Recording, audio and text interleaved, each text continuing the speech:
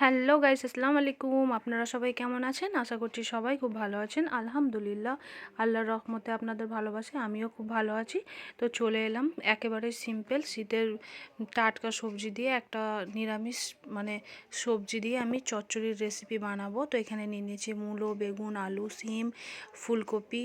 তো যে সমস্ত সবজি আমার ঘরে ছিল সেই সমস্ত সবজিগুলো দিয়েই আমি আজকে এই নিরামিষ চচ্চড়ির রেসিপিটা বানাবো। তো এখানে দেখুন আমি নিয়ে নিয়েছি বড়ি, নিয়েছি পেঁয়াজ কুচি, নিয়ে নিয়েছি 5 ফোড়ন শুকনো লঙ্কা, আর এখানে টমেটো আর কাঁচা লঙ্কা নিয়ে নিয়েছি পরিমাণ মতো।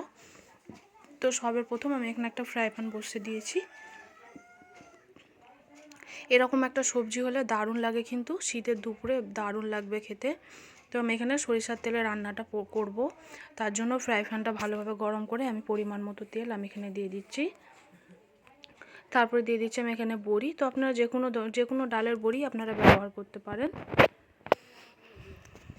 তো আমি এখানে একটু সামান্য লবণ আর সামান্য একটু হলুদ গুঁড়ো দিয়ে আমি বড়িগুলোকে একদম লাল লাল করে ভেজে নেব। আর আমি চেষ্টা করব একদমই কম তেলে রান্নাটা করার জন্য, কারণ সবুজ শাকসবজিতে যতটা পারার যতটা কম তেল ব্যবহার করা যায় পুষ্টিগুণ কিন্তু বজায় রেখেই দারুণ লাগবে খেতে, আর শরীরের জন্যও কিন্তু খুবই উপকার। তো দেখুন আমি বড়িগুলোকে ভেজে তুলে নিয়েছি। তো আরও কিছুটা তেল আমি এখানে অ্যাড করে দিচ্ছি, দিয়ে এখন আমি কপিগুলোকেও ভেজে নেব, ফুলকপি।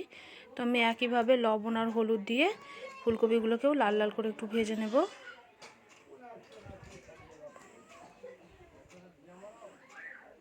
তো কার কার এরকম মিক্স সবজি খেতে ভালো লাগে অবশ্যই কিন্তু জানাবেন। আমার তো দারুণ লাগে বিভিন্ন ধরনের সবজি এবং শাকের রেসিপি।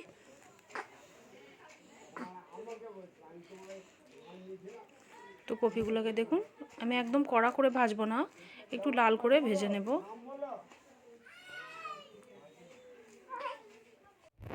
তো দেখুন আমি একটু লাল করে ভেজে এবার আমি কপিগুলোকে তুলে নেব। খুব বেশি কড়া করে ভাজবো না, আমি একদমই কম তেলে রান্নাটা করছি।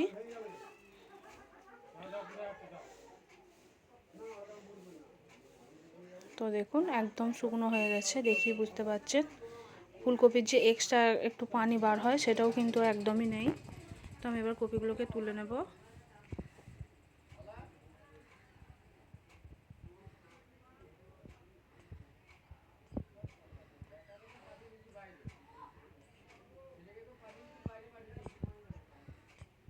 তো সমস্ত কপিগুলোকে আমি কিন্তু তুলে নিয়েছি।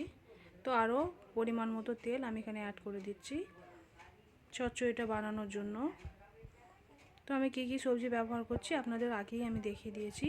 তো আমি ফোড়নের জন্য এখানে দিয়ে দিয়েছি 1 চা চামচ 5 ফোড়ন, আর দিয়ে দিয়েছি 2টো শুকনো মরিচ তেলের মধ্যে দিয়ে দিয়েছি। এটা খেতে খুবই ভালো লাগে, ফ্লেভারটাও দারুণ আসে।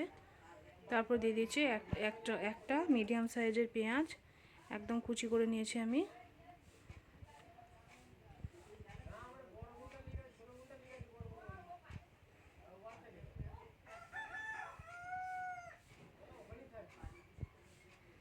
তো দেখুন স্বাদ মতো দিয়ে দিচ্ছি লবণ, আর দিয়ে দিয়েছি 1 চামচের মতো লঙ্কা গুঁড়ো।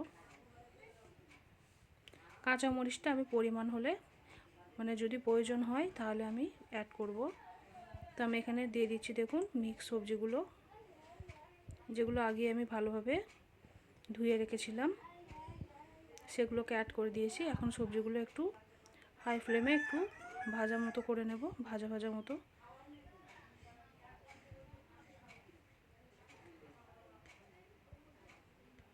তারপর দিয়ে দিচ্ছি আদা রসুন বাটা,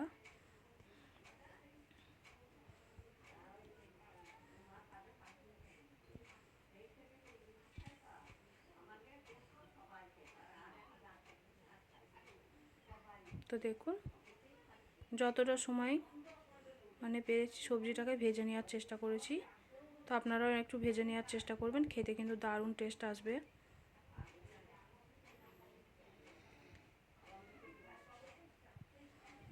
তো আমি এখানে দিয়ে দিচ্ছি 1 চামচের মতো ধনিয়া গুঁড়ো, 1 চামচ দিয়ে দেবো জিরে গুঁড়ো। লঙ্কা গুঁড়োটা আমি আগেই ব্যবহার করেছি, আপনারা নিশ্চয়ই দেখেছেন। তারপরে দিয়ে দিচ্ছি হলুদ গুঁড়ো। এবার সমস্ত মশলা দিয়ে এবার ভালোভাবে সবজিটাকে কষিয়ে নেব।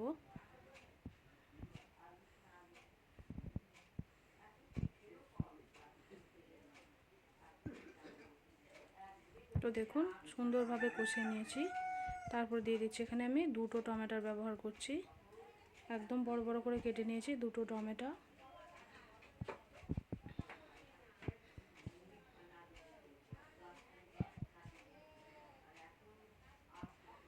তারপর একটু পানি অ্যাড করছি, যেহেতু একদম শুকনো হয়ে গেছে। তো দেখুন আমি পানি ব্যবহার করে দিয়েছি, সবজিগুলো একটু সেদ্ধ করে নেব আমি। ঢাকনা বন্ধ করে 2 মিনিট মতো আমি সবজিগুলোকে সেদ্ধ করে নেব।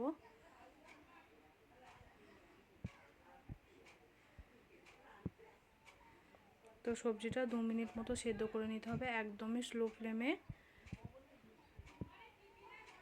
খুব বেশি হাইতে করব না, তাহলে পানিটা শুকিয়ে যাবে, মানে ঝোলটা শুকিয়ে যাবে আর সবজিগুলো সেদ্ধ হবে না। তার জন্য আমি 2 মিনিট একইভাবে স্লো ফ্লেমে সেদ্ধ করে নিয়েছি।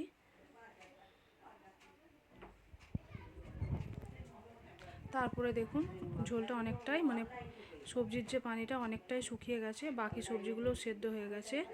তারপরে আমি দিয়ে দিচ্ছি ভেজে রাখা বড়ি আর ফুলকপিগুলো দিয়ে খুব ভালো মতো আমি একটু মিক্স করে নেব।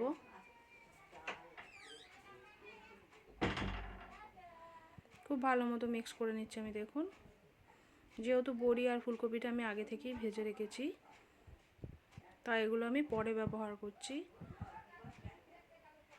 তো দেখেই বুঝতে পারছেন কতটা সিম্পল, খেতে কিন্তু দারুণ মজার। বিশ্বাস না হলে একবার বানিয়ে দেখতে পারেন, দুর্দান্ত লাগবে।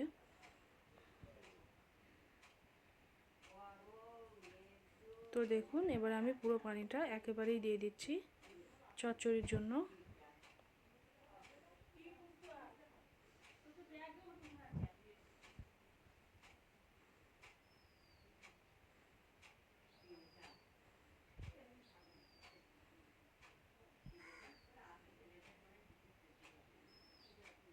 এবার ঢাকনা বন্ধ করে একদম ঝোলটাকে শুকিয়ে নিতে হবে, সবজির যে পানিটা পুরো একদম শুকনো করে নিতে হবে, তাহলে কিন্তু রেডি হয়ে যাবে আমাদের চচ্চড়ি।